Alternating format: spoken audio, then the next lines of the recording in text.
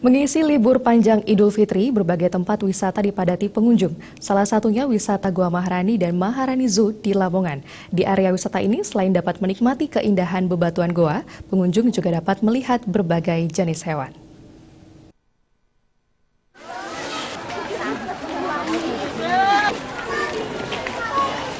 Seperti tahun-tahun sebelumnya, sejumlah tempat wisata ramai dipadati pengunjung untuk mengisi liburan panjang Idul Fitri. Salah satunya wisata Gua Maharani yang berada di kawasan Pantura, Kecamatan Paciran, Lamongan. Di lokasi wisata ini, pengunjung bisa melihat berbagai binatang yang sudah diawetkan.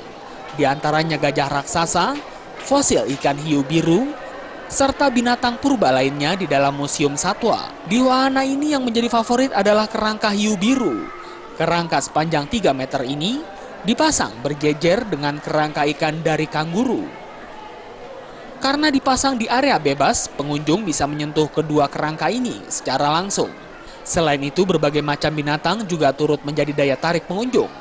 Sedangkan di Gua Maharani, pengunjung bisa menikmati keindahan bebatuan, stalagmit dan stalaktit dengan berbagai bentuk. Bahkan di antaranya ada yang meneteskan air alam. Di dekat Gua Maharani ini terdapat wahana yang menyuguhkan berbagai bebatuan eksotis dari berbagai dunia. Misalnya batu mulia serta fosil yang berumur ratusan ribu tahun yang lalu.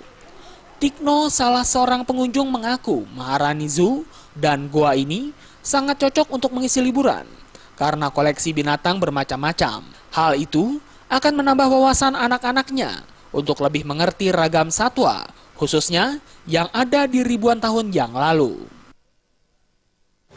Bedanya ya sangat jauh bedanya. Yang ini kan ada lain, ada gua, terus ada mainan ya kayak dengan beber. Kalau sana kan cuma hewan aja. Untuk dapat menikmati berbagai macam keindahan goa dan satwa, pengunjung harus mengeluarkan kocek sebesar Rp45.000. Dari Lamongan, Jawa Timur, Muhammad Basoy.